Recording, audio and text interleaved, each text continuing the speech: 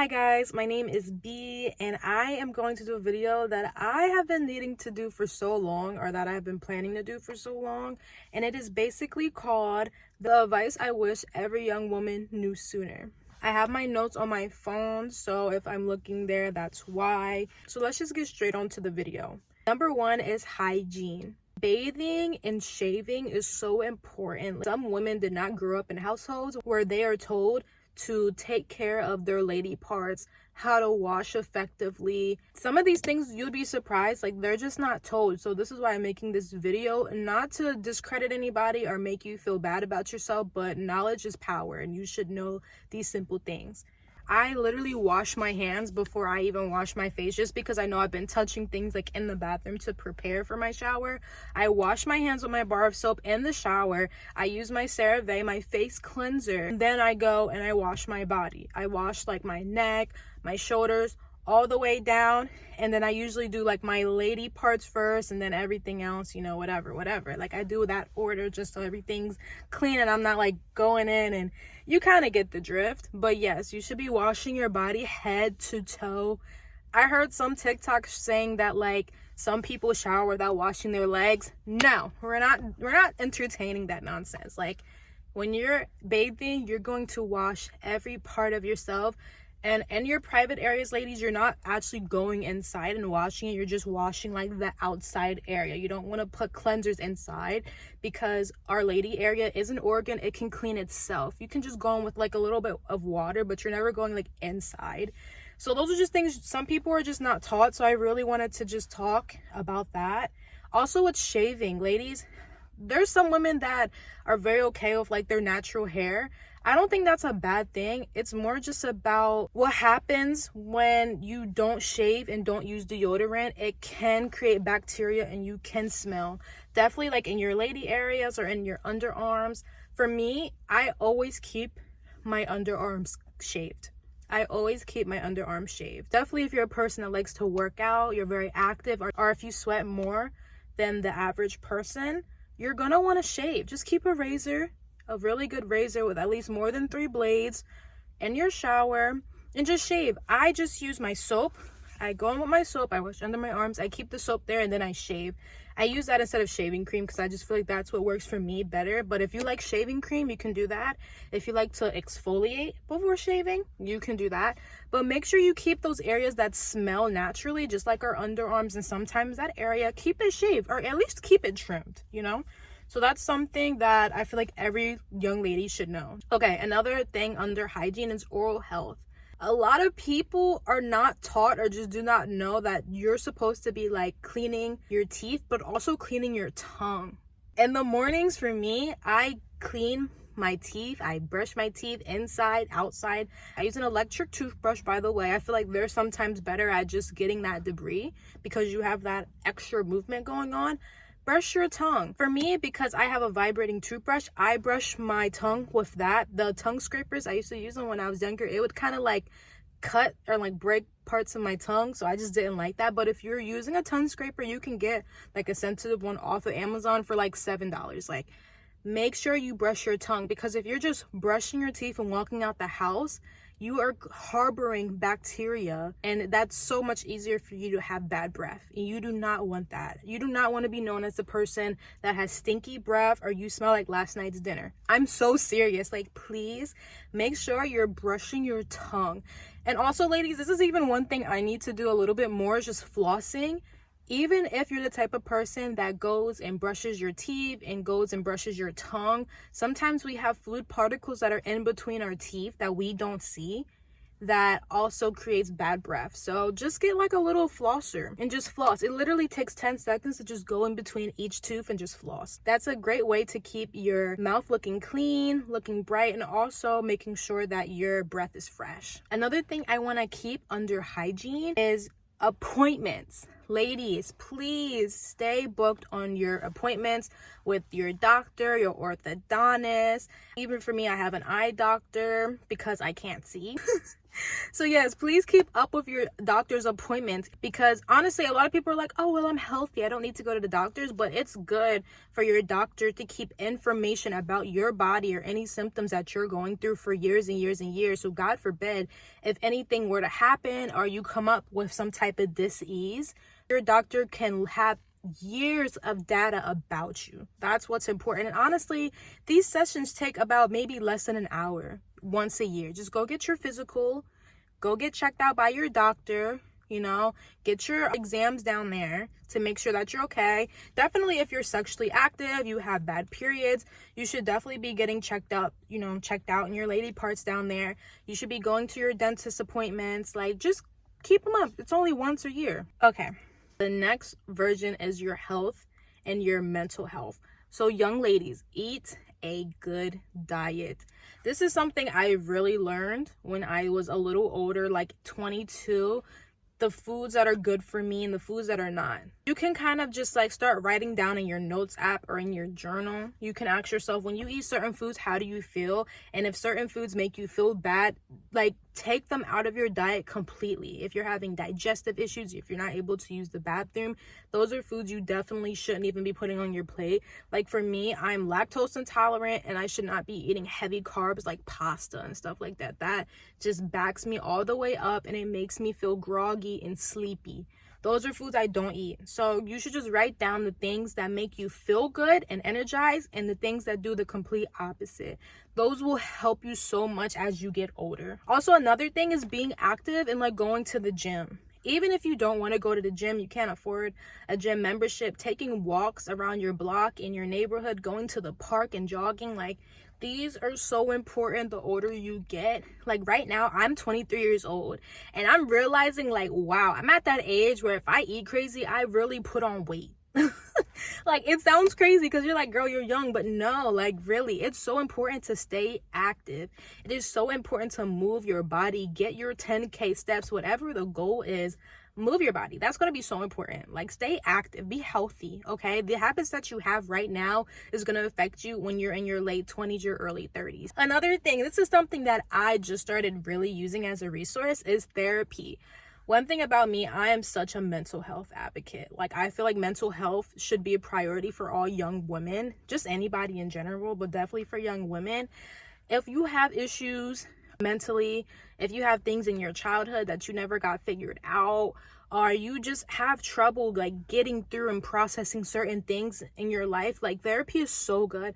Definitely young ladies, like if you do have health insurance or if you're still on your parents' health insurance, see if your insurance provides therapy appointments. Like for me, I'm able to get a therapy appointment bi-weekly, $25 each session, and it has completely changed my life for the best, because there are so many things I thought I can figure out on my own. I thought I was intelligent, I was smart, not that I'm not, but getting it from a professional point of view to help you figure out your problems so you're not alone is so important. So if you have the resource to get therapy, please use it. Another thing I have under health and mental health is hobbies. Oh my gosh, this is a thing. If you can't get therapy, get a hobby. Okay, I'm not saying that's a replacement, but I'm saying it's so important. A lot of people in their young 20s, you'd be surprised, they're not doing anything with their days other than just working or going to school. Get a hobby. If you like to sew, go sew. If you want to knit, go knit. If you love to bake, start baking. If you want to paint, you get the gist. Like, having a hobby is so good for your mental health because it slows your world down. It's just you and that hobby. Like for me, before I got therapy, I loved to bake. I'd be in that kitchen every single day baking something new. That's just something that I absolutely love to do, and it calms my head, and I still do it to this day.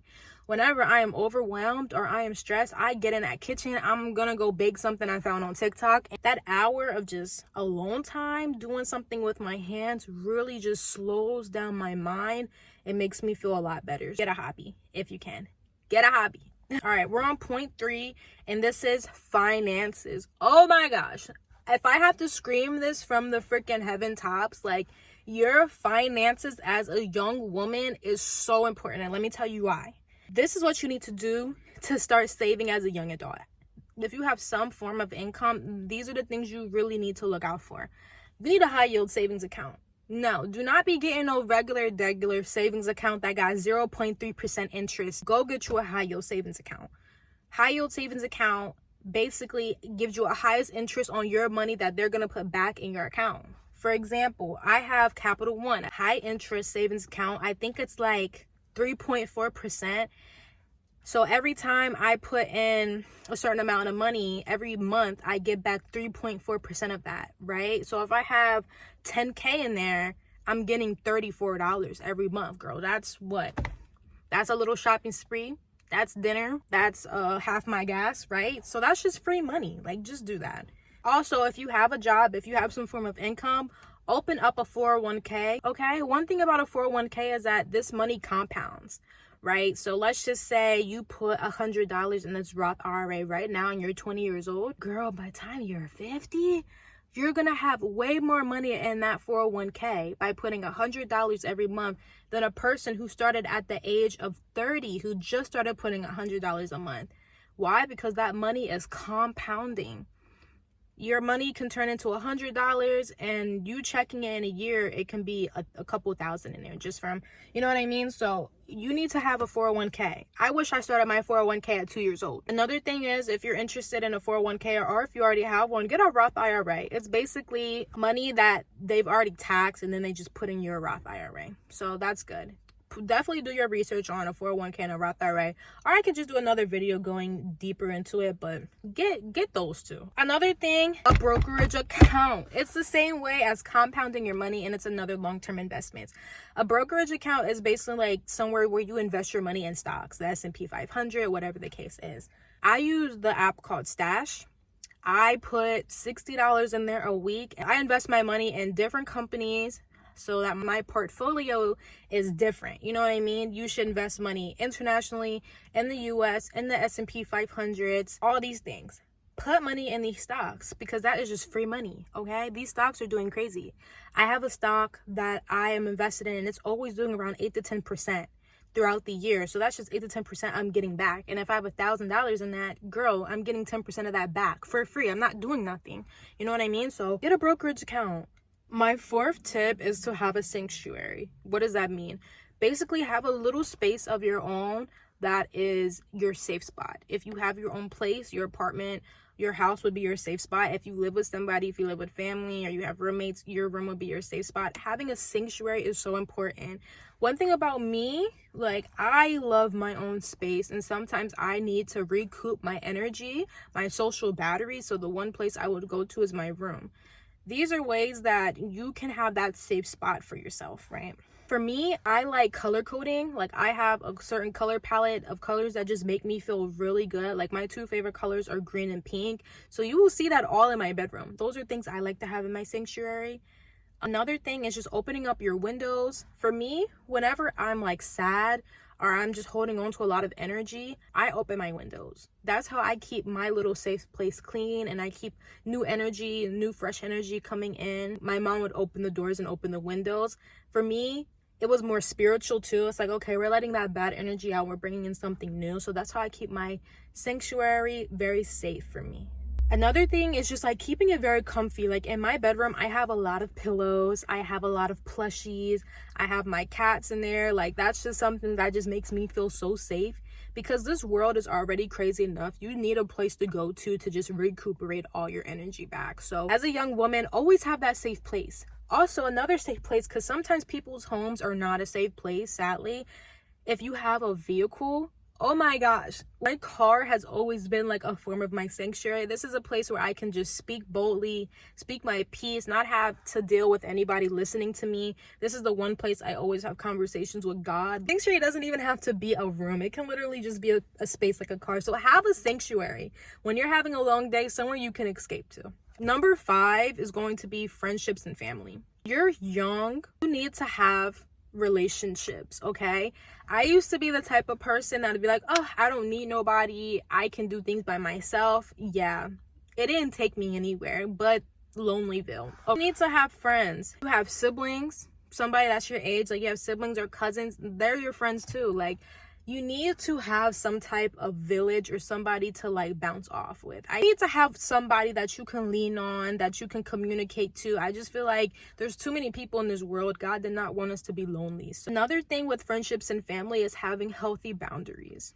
Having healthy boundaries just means not overextending yourself. I feel like for young women, it's important to not be the person that everybody counts on to be there for you. It's okay to have boundaries. It's okay to say no sometimes. Oh, I don't want to hang out, or I just want to take a little bit of time just for me. Have these boundaries while you're young so people know. Like for me, I'm a very dependable person, but I ain't that dependable where I have to drop everything every single time somebody is having like a breakdown or a life crisis. You like have those boundaries with people. And last is just having a social life. I think this is so important, definitely because like Gen Z and stuff like that, we're so online. We just don't have a social life. We don't have friends. And a lot of us truly want that. Just one person or even like your family, like go out, plan things throughout the month, go on little dates, even if it's something small. If you want to take a walk in the park, if you want to go have a lunch date, if you want to go do, you want to go drive somewhere new, like make sure you have a social life because those memories are very important. We're gonna go to number 6, relationships. This I'm gonna keep it so brief and so quick because I actually want to do a video on this by itself. Your partner will either make or break you. We all have heard stories before of women being in relationships and it's either made them such a better person or it's made them a lot worse and they could have been better off. You have to make sure when you're in a relationship that this person does these things. This person makes you better. This person celebrates you. This person is there for you through your tough times and your great times. This person respects you. And lastly, any major red flags, this person is gone. Not saying they're like, first of all, we're all not perfect. I guess we all technically have red flags. But when I mean by red flags, I mean major red flags. Number 7, how you're perceived, how you dress, and how you act is so important. Okay? This is so important. Meaning, as a young woman, it's so good to look nice and just look like you care about yourself. This might not be agreeable, but this is just my opinion. Like, how you walk outside is just so important. I'm not saying you need to have your hair done. You have to have your makeup done. You have to have, everything just to the T, but look presentable. You never know who you're going to meet, who you're going to walk by. So just look decent when you're going out. Okay, y'all, sorry for the background. My phone completely turned off because it was too hot in my car, so I'm gonna have to have the AC blow. So I hope the audio isn't too bad. Anyway, number 7, how you're perceived, how you act, and your attitude is so important. These are things you should really be conscious of when you're a young lady. So how you're perceived basically is just like how you look. Now, I'm not saying that people's opinions on how you look matters. I'm not saying that at all. You should care about how you want to be perceived. Like for me, I like to be perceived as a person that just takes care of herself, that's intelligent, that's maybe goofy, but that's a good person, you know what I mean? That's how I want to be perceived. So I try to make sure that I give that, I guess. I mean, I hope so. So it's like, as a young lady, like, you should be perceived in such a good way, everybody wants a good reputation, right? So you should be leaving the house looking kept. Don't walk outside with pajamas. Don't walk outside with your bonnet on. You know what I mean? Like, before you walk out the house, wash your face. Get the crust out between your eyes. You know what I mean? Like, walk out like you care about yourself, because the amount of effort you put into yourself, people will look at you and already just rate your value like so high. They'll treat you better. And this is a crazy thing with humans. Like, I don't know the psychology with this or what, but one thing I realized is, like, when I walk out looking dusty because I just don't care, I'm treated less than versus when I just kind of put a little bit more effort to myself. Like, I'm treated like a normal person. I'm not saying it's right or wrong. I'm just saying that's just how it is. So if you want to be treated right, if you always want to have the best experience possible, just take care of yourself. Don't be walking around looking crazy. This is just how the world is. Like, you should be walking out with a level of care. So yeah, just look put together. Make sure your hair's brushed. Wash your face. Like, make sure you just look like you care about yourself. Number 8. This is the last one, and I wanted to save the best for last. Having a connection with God is so important. If you're not spiritual or even religious, this is not going to be for you. But for the girlies that have that connection with spirit, that have that connection with the Almighty Creator, be in constant prayer, okay? Because one thing I'm going to tell you, as a young woman, life is not about to get any easier. If anything, it's going to get a lot more complex. You're learning about the world. You're learning about yourself. You're trying to figure out what path you're on. What do you want to do with your life? You're confused? Be in prayer. You're angry? Be in prayer. You need answers? Be in prayer. God will handle the rest, baby. God should be the first thing you go to. Also, praying over your loved ones. A lot of the time we go to God asking for our own selfish desires. Like, pray over your people. Pray over that friend that's been suffering. Pray over your parents. Pray over your siblings. Pray over that homeless person you just drove by. Like, putting so much kindness in the world, you will actually get that back. I'm telling you. Another thing is always be in communication to God about your plans, and then you won't fail. Oh my gosh, this is such a big one. If you have a plan for yourself, God may have something 10 times bigger for you. Just be in communication. I talk to God like he's my best friend. Like, I'm FaceTiming him. Literally, that's how I communicate with God, because I know just talking to him and building up that relationship, God will answer my prayers in so many different ways I never knew was possible. So always be in constant communication with God. Always be. Tell him your plans, baby. You won't fail. This is something I'm very passionate about. Talk to God about what you want to do in life, and he will make that blueprint for you. Shit, it's already made. This is my last one. This is so important. Oh my gosh. Like, if y'all only listen to one thing in this video, listen to this one. Always listen to your spirit. Do not listen to your flesh.